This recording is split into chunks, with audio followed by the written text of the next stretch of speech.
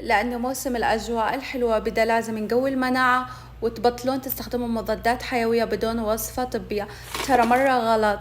والمشروب تقوية المناعة عندي برتقال، طبعا أقشره أشيل البذور، وبعد ليمون نشيل البذور. بالنسبة لليمون الأخضر بس أشيل البذور لأن قشره مرة مفيد. وهنا عندي الزنجبيل وكركم، بس تقشير سريع خفيف وكله بالخلاط. طبعا نعرف انه الزنجبيل مضاد للالتهاب، البرتقال والليمون مليانين فيتامين سي، والكركم يعتبر مضاد حيوي طبيعي. اضيف في الماء وبالخلاط. هنا صفيت العصير، وللتحلية اضفت العسل واضفت ملعقة صغيرة من الفلفل الاسود تسرع عملية امتصاص الكركم بالجسم.